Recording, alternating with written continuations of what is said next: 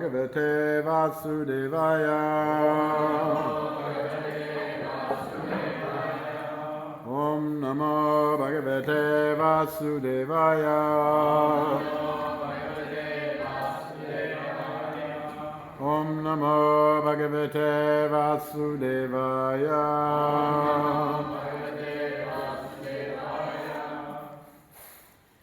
This morning we're reading from the Srimad Bhagavatam, Canto 3, Chapter 1, Text 13.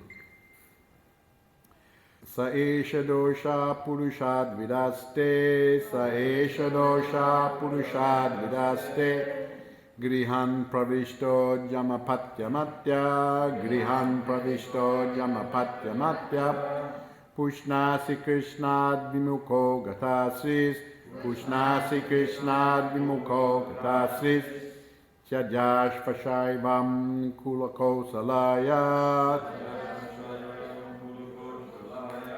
sa esha dosha purushad vidaste, grihan pravishto jamapatya matya, pushnasi krishnad vimukho gatasris, chajas pashaivam kulako salayas. Sa, he, esha, this, dosha, offense personified, Purushadvit, envious of Lord Krishna, Aste, exists, Grihan, household, Pravishta, entered, Yam, whom, Apatyamatya, thinking to be your son, Pushnasi, maintaining, Krishnat, from Krishna, Vimukha, in opposition, Gatasri, devoid of everything, devoid of everything auspicious,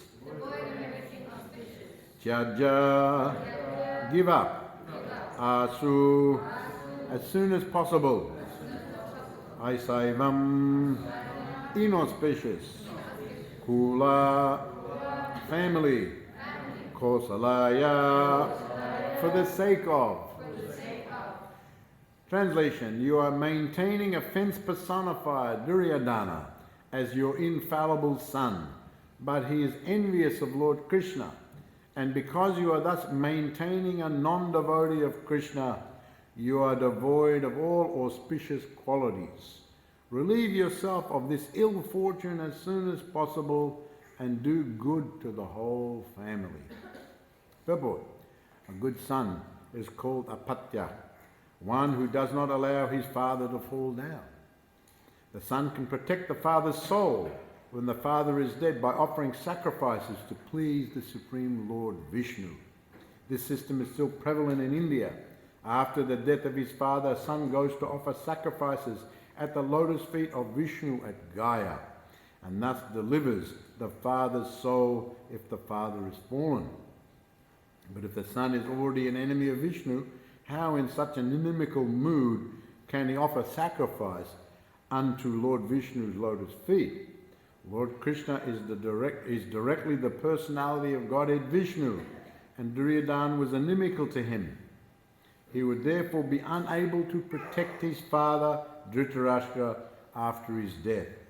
He himself was to fall down because of his faithlessness towards Vishnu. How then could he protect his father? Vidura advised Dhritarashtra to get rid of such an unworthy son as Duryodhana as soon as possible, if he was at all anxious to see to the good of his family. According to the moral instructions of Chanakya Pandit, what is the use of a son who is neither a learned man nor a devotee of the Lord? If a son is not a devotee of the Supreme Lord, he is just like blind eyes, a source of trouble. A physician may sometimes advise the extrication of such useless eyes from their sockets, so that one can be relieved of the constant trouble. Duryodhana was exactly like blind, troubling eyes. He would be a source of great trouble to the family of Dhritarashtra, as foreseen by Vidura. Vidura therefore rightly advised his eldest brother to get rid of this source of trouble.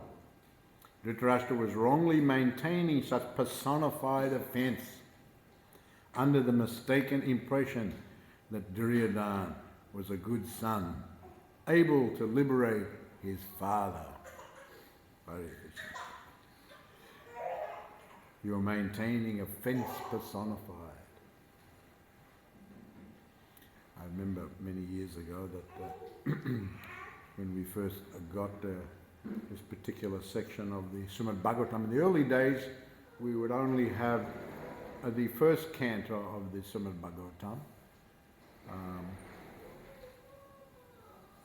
and we wouldn't have many other books. And Prabhupada was translating and writing his purports to the Srimad Bhagavatam, and gradually we would get the second canto, then we would get the third canto, and then I remember when we got the third canto, and then when we got the third canto, then we would go out and we sell the Srimad Bhagavatam on the streets and the shops and so on and so forth. So I remember reading this, many devotees we would read this particular verse, offence personified. Duryodhana is referred to as offence personified. At that time, we had when we would go on Harinam and go for book distribution, we had some councillors, not councillors, bylaws officers. Oh, you are technically, or you haven't got the permission to do this, and they would harass. And there was one particular bylaws officer, we used to call him Square Jaw, because he had a very square jaw. But then after a while, because he was harassing us so much, that we called him offence personified. He is offence personified. Not a very desirable label. I shouldn't think.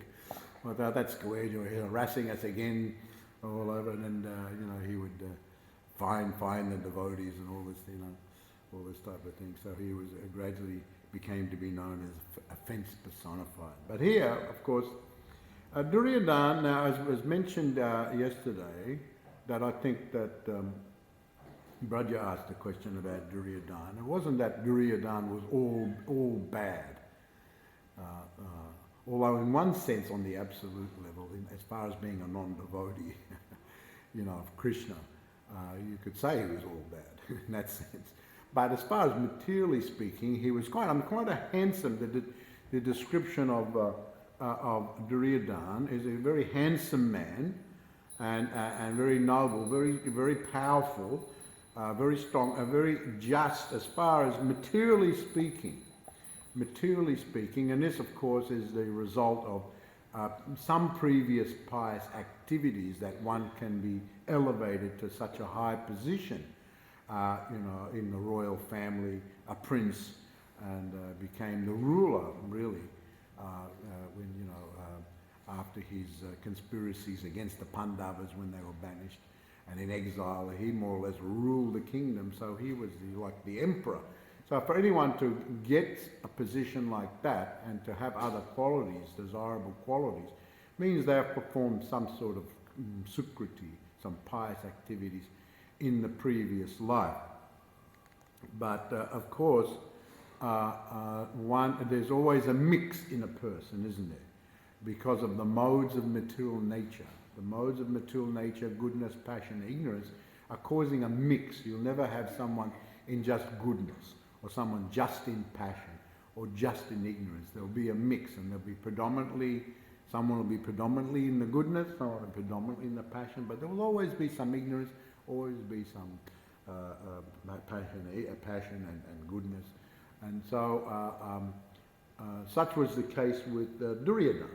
He was very good in many ways, but because he had such envy towards the Pandavas and ultimately envy towards the Supreme Personality of Godhead, Therefore, all the good qualities that he had became ultimately null and void.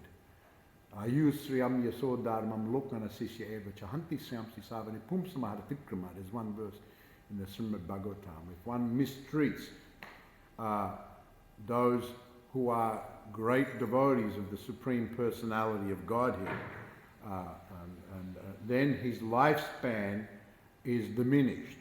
Then his opulence is diminished. His reputation is diminished. Religion, possessions, good fortune are all diminished and ultimately destroyed. So if someone is, here the word used is dosha, fault. If someone has especially very serious faults, those, even though one may have other good qualities, that one serious fault or those serious faults can destroy the other good qualities. They can destroy the other good qualities. So if you allow this, and maintain this, or nourish this offensive attitude or doshas, faults, and this word doshas, these faults, then whatever good you have can be overwhelmed by the bad.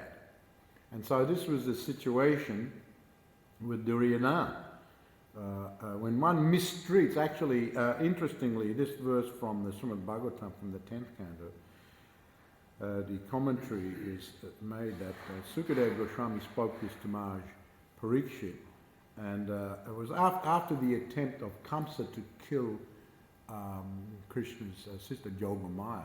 He came, when Krishna appeared, Yogamaya appeared as the daughter of Nanda and Jasoda, both Krishna and Yogamaya, and then Vasudeva came and swapped them, and then Kamsa came to learn, and he came and he tried to kill Yogamaya, and because of that Kamsa, just this attempt, and of course his attempt to kill Krishna, everything was destroyed. Very soon after that, he was killed, and he lost everything. He lost his he lost his life, of course, and then of course his opulence was gone. His reputation is still bad to this very day. It comes, and same as Duryodhana. Lose your reputation. Now, I think I've mentioned this before. Reputation is very important to a leader. It's very, very important, especially the kings in very big positions, because you have to arrange things, and if your reputation is bad, people are not going to want to follow you. Now, Prabhupada has made a comment one time. He said that a leader can only lead if the followers agree to follow him. If you're a leader but no one agrees to follow you, what's the use of it? You can lead, but no one's going to follow you. So the leader can only lead if the followers agree to follow him.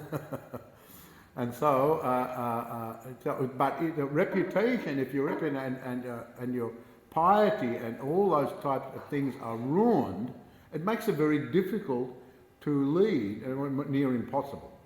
So reputation is very, very important. Infamy is worse than death. This is told by Krishna to death is preferable to infamy, especially you as a warrior. This was a very, to your reputation. Oh, better die. Krishna tells Arjuna, you want to go away from fighting. That the people, that you don't think this will be interpreted as being compassionate. You are a warrior. There's the battle, and you're going to walk away. They'll just interpret it as a weakness, cowardly. They'll see it as cowardly, and you'll be known like that. And so, better than to have that infamy would be to actually death. At least death is quick, right? Death happens and it's over. But then infamy follows you, and as we see here, like Kamsa and Duryodhana, it follows you for thousands of years, and will probably continue to go on. So that's more painful for especially someone like someone in a big position than even death. Death, it may be more extreme, but it's sudden and it's quick and it's over. That's it. But this infamy. So therefore, Krishna says better to have death than infamy. Don't take this action to Arjuna. He said that. So the lifespan was gone, the opulence certainly is gone when one mistreats great souls. This is, Krishna doesn't like that. Reputation, religion, possessions, good fortune. Now, here it is mentioned that Duryodhana, of course, as I said, he had a lot of good qualities. In fact, there's descriptions actually when he was ruling the kingdom, he ruled it very nicely. He was a very good leader as far as rule. But this bad quality was bringing everything undone. And it was growing and growing and growing and growing to the point where it consumed him. And here, Vidura is speaking to Dhritarashtra. He's saying, you are maintaining offense personified. You are maintaining him. Not only there's offense personified around somewhere, but you are maintaining him. And you're Duryodhana. Interestingly, the words used here, the adjectives used, you are maintaining as your infallible son. Your infallible son. He can do no wrong. When we're blinded by affection and attachment and the relationship, the person we've got that affection and relationship with and attachment to can do no wrong. Can do no wrong, you see, because you're blinded by your own attachment to them. Oh, the teachers may say, oh, your son was very naughty in the class. No, my son? How can that be possible? That's not possible. You were the naughty one. It's your fault. So here, the infallible can do no wrong. So some people, of course, they think that themselves they can do no wrong. I'm never wrong. Generally everyone is like that to a certain degree. We've got the false ego. The false ego likes to be always right and be always in control and make decisions, and they're always right, and you can never be wrong. And if someone says you're wrong, no, you're not right, they're wrong. You just don't understand. So actually Duryodhana, I was saying I think last week or maybe the week before, that Duryodhana, when all these things were pointed out in so many times, he didn't consider, he didn't see any fault in himself. He didn't see it. And in one sense, even though Dhritarashtra was giving lip service, yes, my son is not acting appropriately, he was giving lip, he was saying these things, but within his heart he wasn't actually believing it. Because Vidura knew it. Vidura speaking, you are maintaining your infallible son. In other words, he's saying that you are thinking your son is infallible. He does no wrong. But, you are thinking like that, but the reality is he is very envious of Lord Krishna. He is envious. So, although he may have some good qualities, and you may think that he's just a good son and very wonderful, but he is envious of Lord Krishna. Now here it is said that Lord Krishna, of course, he is the Supreme Personality of Godhead, and Prabhupada comments in his purport that a good son is called apatya, one who does not allow his father to fall down. So it's when someone has children, the children are very good, especially they look after, of course the mother and the father look after the children when they're young, and when the mother and father get old and the children grow up, then especially in Vedic culture, they look after the father and the mother. In the Vedic age, there was no old age homes or anything like that. It was the responsibility, especially of the elder brother, the eldest son, to look after the mother and father. And so, and look after them materially and look after them spiritually, especially after their death, the mother, the father, and here Prabhupada says the system is still prevalent in India. After the death of the father or the mother, that the son goes to Gaya, it's a very traditional holy place, Gaya. There's a whole story there. I went there one time with Carlos and Barra. And also I think Parthasarathi just went there. She had some, doing some, what was it? I forget, she told me, I forget now. She went for some reason doing some offering there. And here Prabhupada actually mentions that one goes there and and does something on behalf of the Father. Actually, traditionally it's done on behalf of the Father. This is called the Shraddha Ceremony. And one offers pinda. Yeah, there's different ways of observing this. You offer you can go. There's a temple of Lord Vishnu there, and there's a whole story there of a Gayasura. There's one Asura, and he is supporting. And I won't go into that. So another story on the side of the Gayasura, and the place is known as Gaya, a very holy place, and it's considered that if you go there, then you can do good for your forefathers. And so one goes there and offers prayers, offers at the lotus feet of Lord Vishnu, which is said to be on the chest on the heart and the chest of the Gayasura, who's underneath. There's a whole story there, and then so if one does that, one is benefited themselves, and one benefits the father, and also can benefit the father, the grandfather, and the great-grandfather. The 3 generations, it is said, if one goes to Gaia and does that. And so one does that, offers to Lord Vishnu. One can also have a homa, yagya, fire, and generally you do pinda. You can offer, generally they offer the rice balls into the fire, and the Agni is supposed to carry it to Lord Vishnu, and the prasadam is there for your forefathers, and then they benefit. The soul, and Prabhupada actually says that the soul is benefited. And that you go there to worship Lord Vishnu. Now, if someone like Duryodhana is envious of Lord Vishnu, what type of son is that? And here the comparison is that there's like a Chanakya Pandit. What's the use of a son who's neither learner nor a devotee?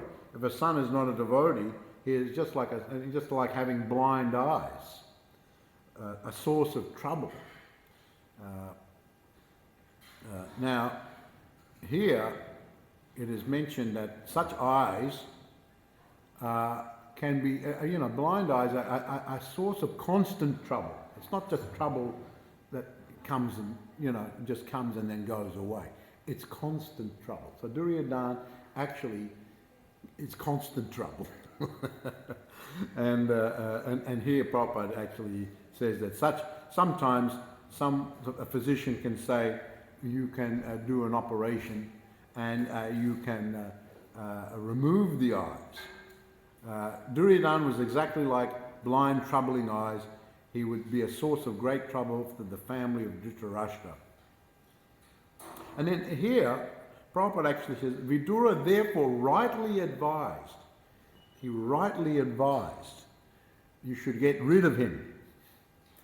It is said actually, right in the very beginning of his birth, there's one correlated story. When Duryodhana was born, he brayed like an ass. And all the asses on the outside replied to him.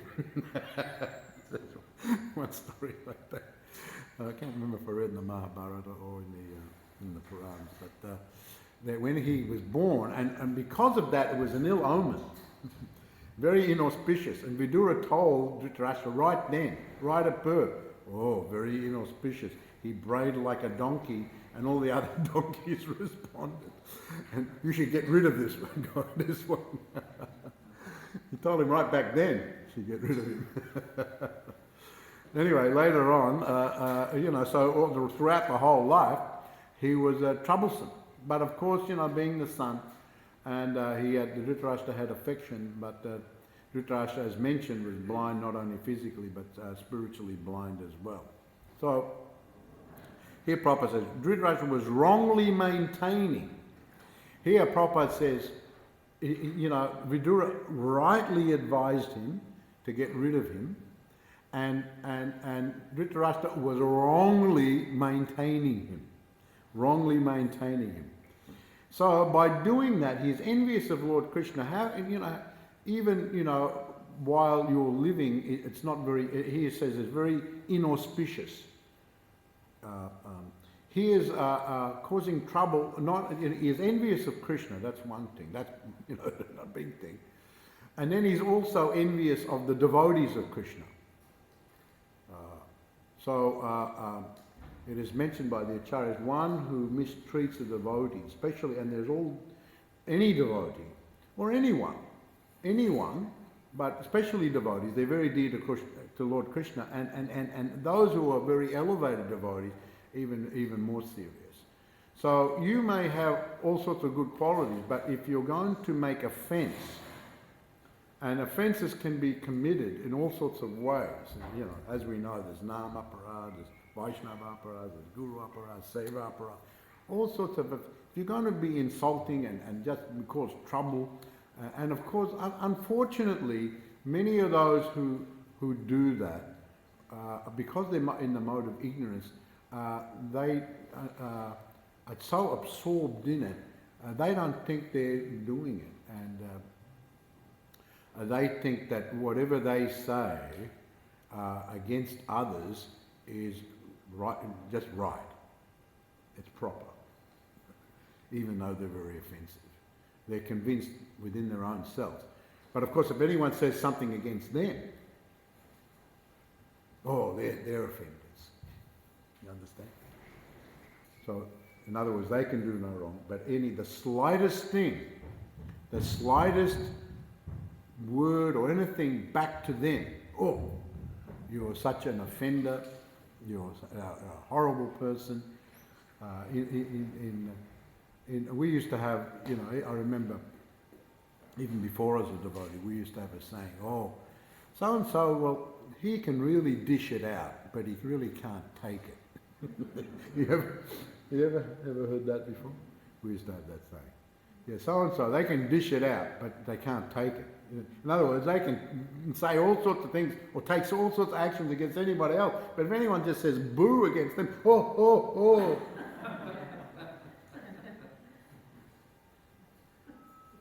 just see. And then they go and spread, look what he did. Fish, look, you get rid of him. But then they can do all sorts of things.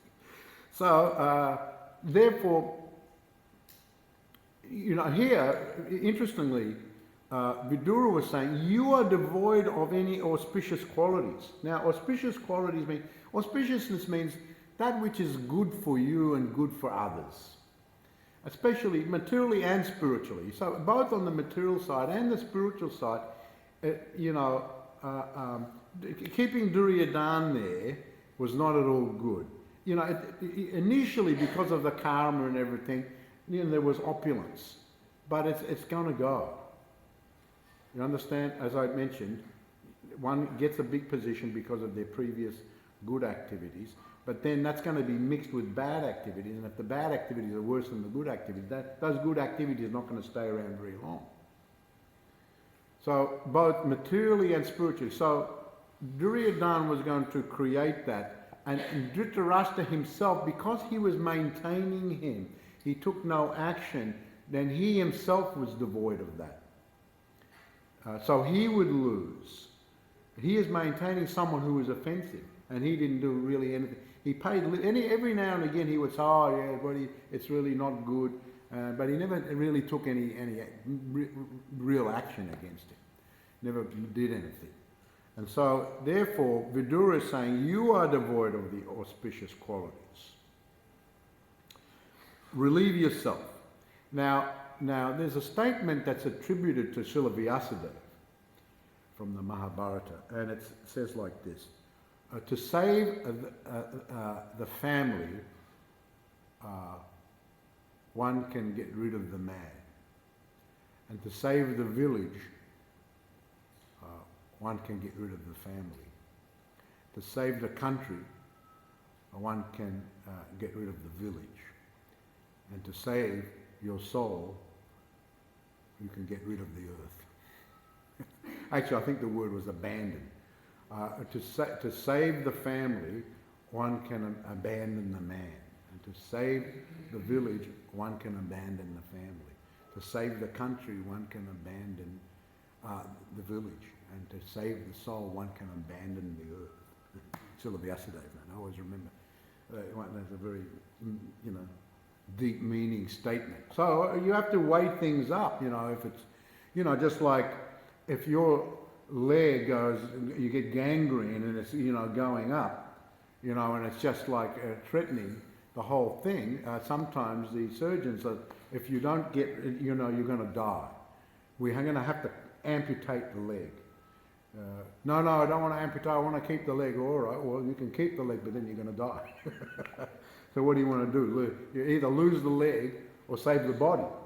Oh, I'll lose the leg, right? So that's just common sense, isn't it? Just common sense. Of course, many people don't have that common sense. Okay, no, I'm not going to lose the leg. I'll lose the body. I prefer to lose the body than the leg. What type of thing is that? So therefore, Vidura was saying, get rid of him. Relieve yourself. Actually, I think in the purport it was mentioned, relieve yourself of this trouble. Yes, in regard to the blind eyes. Relieve yourself of the constant trouble. So, we get constant trouble, but we can't, because of affection and attachment, false attachment and affection, we can't see it, or we refuse to see it, and then we just live with that constant trouble. We just live with that constant trouble. Just like, you may have something physically wrong in your body, and instead of dealing with it, you just live with it, and it's just causing you a whole lifetime of problems. But you don't want to take the action, therefore you have to live with a whole lifetime of problems. So too also, if we're in our engagement in devotional service, all of us have to remember that our aparadhs are there festering away, growing. If we maintain them and even nourish them, they will give us constant trouble. Very inauspicious, they will grow and they will take over our whole life. And then as this inauspiciousness, Dhritarashtra was wrongly maintaining such personified offence under the mistaken impression that Duryodhana was a good son. Mistaken impression that he was a good son, able to liberate his father. No, by having my son do actually what he wants, I will be, the actual Lord. He was controlling through his son. Even though his son became the emperor, he felt that he was, so able to liberate, he thought he was a good son able to liberate his father. So this was all very unfortunate as far as Dhritarashtra was concerned. Sometimes we have to take the action, the hard decision. It's not pleasant, but it has to be taken. It can be taken intelligently, in the best way possible. I have to think about it very carefully, how to take that decision and how to enable, take action on it. So all these things have to take into consideration. But nevertheless, the best is to take the action. So, Hare Krishna, we'll finish there. I'll just read this again. Sa esha dosha purushad vidaste grihan pravishto jamapatyamatya pushnasi krishnad vimuko gata sris chajasva shaivam kulako salaya. You're maintaining a fence personified Duryodhana as your infallible son, but he is envious of Lord Krishna. Because you are thus maintaining a non-devotee of Krishna, you are devoid of all auspicious qualities. Relieve yourself of this ill fortune and as soon as possible, and do good to the whole family. Relieve yourself as soon as possible. But here we find that Dhritarashtra was delaying, was going on and on and on and on. But as soon as possible, if you've got a boil, it has to be lanced immediately, otherwise it becomes intolerable. So such was the situation. Now, I think Vasudeva mentioned yesterday that Duryodhana was the incarnation of the Kali. And of course also mentioned that Shakuni was the incarnation of the Dorpa. There's one story in the Puranas actually that Kali and Dwapara, they knew each other. That's what story in the Puranas. And they interacted as persons. There's mention in the Puranas. There's different accounts in different Puranas. There's one Kalki Purana and there's other Puranas that Kali was one of the sons of Kashyapa Muni to his wife Muni, and Kali was born in that way. And other accounts have him as the son into other personalities of Mritu and sin and so on, and anger. But anyway, Kali is personified and Dwapara is personified, and they were, so interestingly enough, Shakuni and Duryodhana were very close to each other. Dwapara and Kali. Any questions or comments?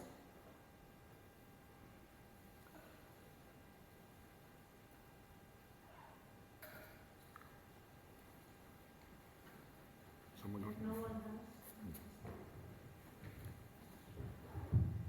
Yeah, you mentioned how Krishna was telling Arjuna in the Bhagavad Gita that infamy is worse than death for a Kshatriya. Right? So I find very interesting when I read the Bhagavad Gita how Krishna uses psychology to convince Arjuna gradually. Even later on he said things that are a bit contradictory to the thing that infamy is worse than death. For example, he said that you shouldn't be attached to fame or, to lose your reputation. He said that later on. So I find that very interesting. And also in regard to Duryodhana's personality and the mandalas. Every time I read something about them, I found that actually, like for example, Yudhishthira is meant to be a Kshatriya, right? He's a Kshatriya? Yudhishthira Maharaj? Yeah. Oh, definitely. But sometimes, through the Mahabharata, you don't find that he's acting as a Kshatriya. For example, he's like a Rajrishi also, He was gaining his own wife and his own kingdom, his own brothers, everything, in a gambling match. Right? So that was a bit. Well, that's Kshatriya. Gambling is a Kshatriya quality, to gamble. And when they're challenged, they can't refuse the challenge. Even to gamble your own wife? Well, because it was the challenge, yeah. Well, Yudhishthira Maharaj. I mean, Bhima didn't agree with it, and the others didn't agree with it, but he felt it because he was challenged in that way. So he felt that he was obliged to perform it. So there's all sorts of things. Kshatriya nature is very complicated, and what are their duties and what is their obligations and so on and so forth. We only know a little bit of it, but there's many of them. So what I mean to say is that I think it's the verse after this one that Duryodhana gets really, really angry by the words of Vidura because he was inside his own palace telling his father that he should get rid of him and that they were all no good. So I find his reaction really actually quite fair because what type of Kshatriya will tolerate that? And even when we see the Yadus, how they were cursed by the Munis, even Narada Muni and all that, because one son of Krishna was just making a joke. So I find really just the way to be done. Well, you have to see. You have to see the bigger picture. You used a few examples there. You have to see the bigger picture. Narada Muni cursed them, but it was for their own good ultimately. It may seem immediately, well, why did you do like that? But ultimately it was for their own. Just like Manigriva and Nalakuvara, they were cursed by Narada Muni, and they had to go as trees from their high position. So, but then they were able to be liberated by Lord Krishna.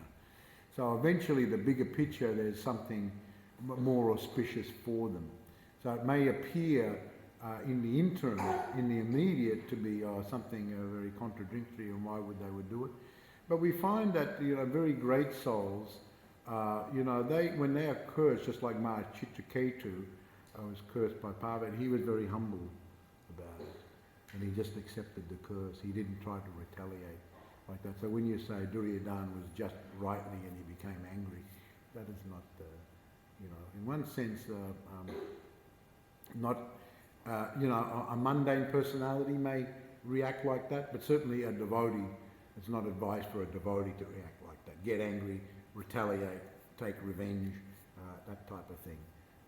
No, it's not at all advised for a devotee. So, that's the difference between Duryodhana and Yudhisthira Maharaj. Yudhisthira Maharaj was a Kshatriya, but over and above he was a devotee.